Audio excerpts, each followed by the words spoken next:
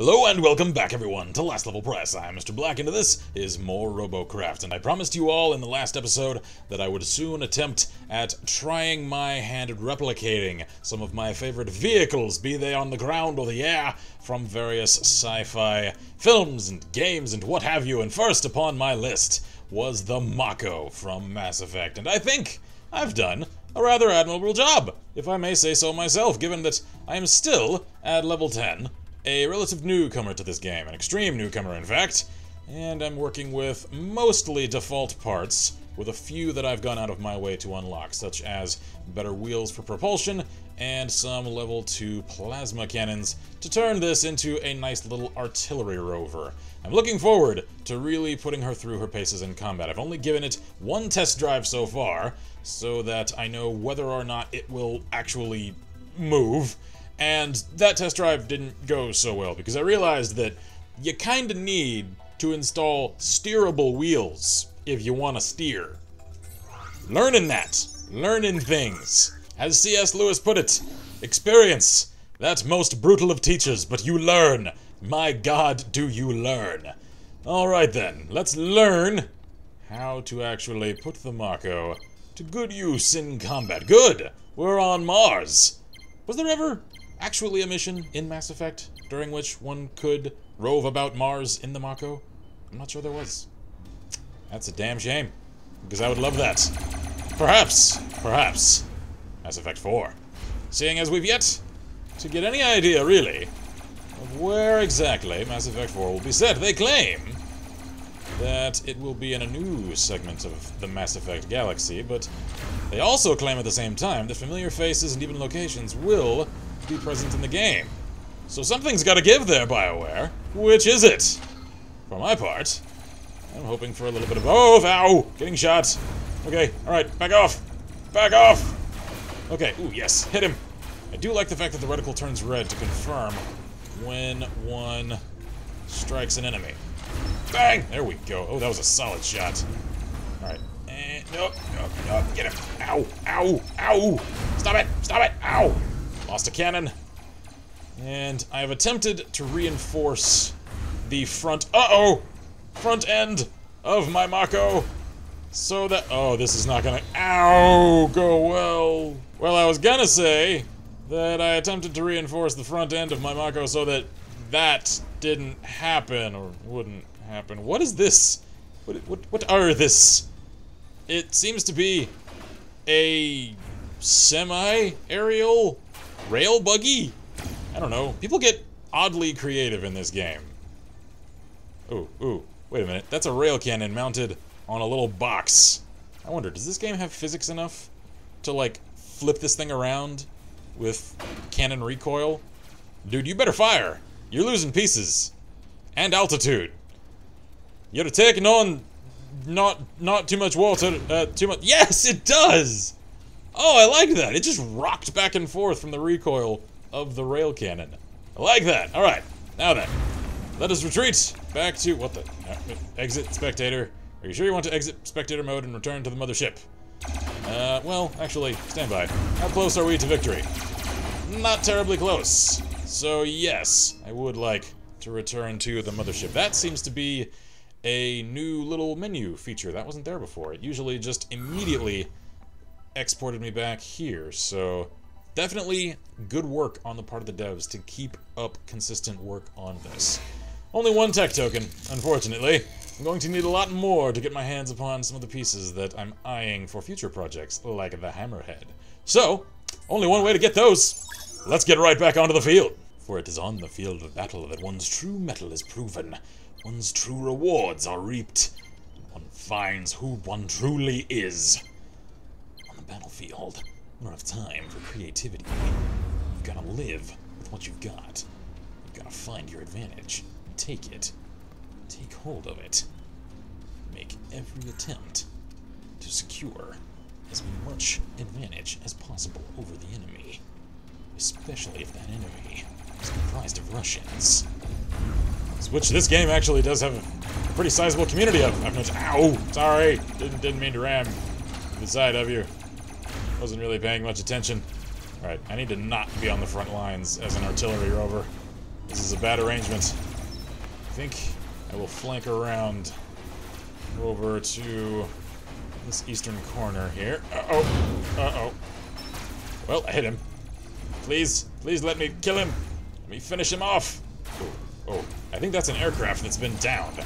He seems to not be moving at all. Alright, come on. Uh-oh! Oh, my buddy over there just got nailed. Not good. Not good at all. Alright. So I need to make sure, as I was going to say before, that I keep my front end facing the enemy as much as possible, because for one, this does not actually cut a very wide profile, making it relatively difficult to strike head-on without something very precise like a rail cannon.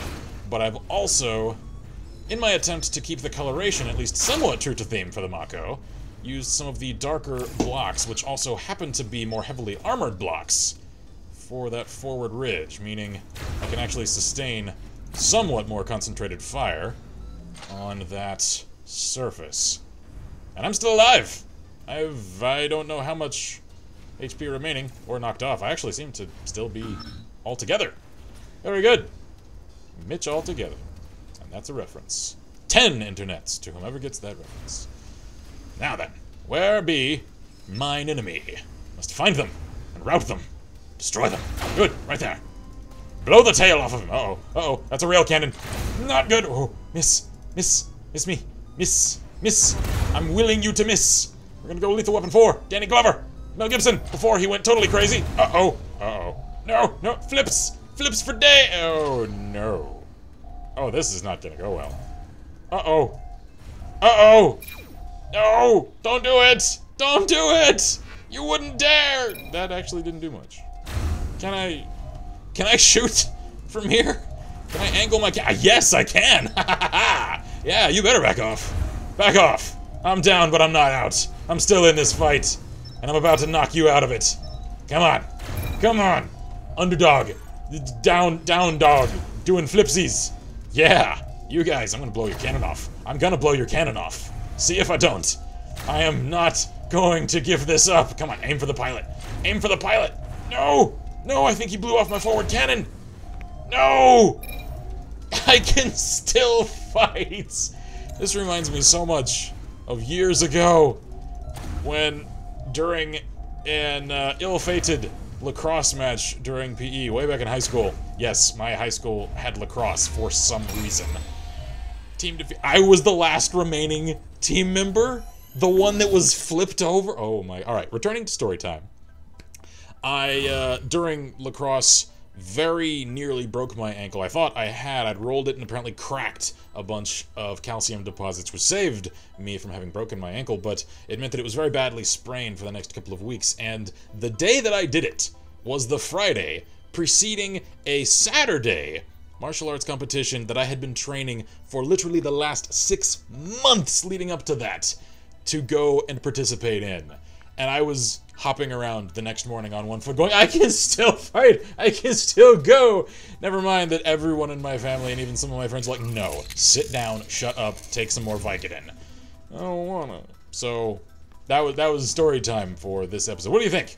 One more round? One more round? One more. Alright, you convinced me. Oh, you're so convincing. Alright, we are back on to the snow planet. It would seem good. I may blend in a little bit here, not that it really matters at all, although I have learned that all of these fancy bibbidi-bobs on my... Whoa, what is that? Whatever that guy is flying looks really cool. But anyway, the radar pieces across my vehicle are not simply cosmetic, they actually have a function. I forget which does which, but one is used for the detection of enemies, which will actually display them as the red names and icons on my HUD, and the other displays me to my allies, as well as, I believe it's that disc that I mounted on the very back, shielding me from detection of those with weak scanners on the enemy team. I'm thinking that for my eventual Hammerhead build, I'll try to get my hands upon some stronger detection shields so that— No! Don't roll over! Don't do it! Go. No. Return fire! Return fire! Oh! I don't remember the Mako being quite this. No. At least face your guns toward the enemy. Go down shooting. Yes! No! Feeling like Austin Powers! Yes, baby. No! Oh, not cool. Okay. Roll backwards. Just face the guns toward the enemy. Okay. Reminded of one of my favorite quotes from a general of all time. I don't know if he was a general, soldier. They have us surrounded, sir. Those poor bastards. Now we can attack in any direction. Alright, I'm still alive. Somehow. I don't have any right to be alive right now. But, I think my living privileges are about to be revoked. No. Come on, let me get one more shot off. Just one. Oh, I don't have any more cannons. Or a head. Alright then. Let's just check out whoever finished me off. That's actually a pretty beastly looking vehicle, not gonna lie. I definitely think that I need to focus more upon actually building up my vehicle, because I noticed that the, tiers of vehicles are not necessarily intrinsically tied to one's player rank. I think it has to do more with a sort of, sub-meta-numerical quality assigned to your vehicle based upon the quality of the parts that you're using. And you will then be matched with others whose, numerical results fall within that realm. Which means that, given that I think player rank does factor into a degree, I really do need to make sure that I've got as good parts in my vehicle as I possibly can. Alright, I saw somebody in what looked like an adorable little RC car, and I want to know who and where they are. I'm beginning to think it may have been destroyed while I was talking, and that's a shame.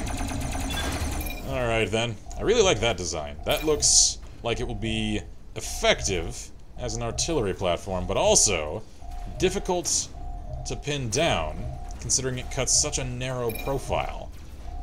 You'd have to either strike that directly with a rail cannon, or get lucky with a burst from an SMG. Artillery plasma is not really going to have a prayer of hitting this thing, and that would be beneficial. So, as I mentioned, like I said, I'm going to try to do the non-detection build for my hammerhead, and then try to make it as quick as I can, so that I'll just be a little ghost flitting about the battlefield, probably armed with SMGs, so that I can just do guerrilla strikes and touch and go from my enemies. But that will be a project for another day. For now, this has been my combat readiness test for the Mako Mach 1. There may be future Machs iterations in, I don't know how to phrase that properly, future iterations of this particular craft as I get bigger and better, hopefully not necessarily bigger, but better pieces to build it with. So hopefully there will be no shortage of Robocraft content for you all in the future. I'm Mr. Black, here at Last Level Press, and as always, I wish you all good gaming and Godspeed.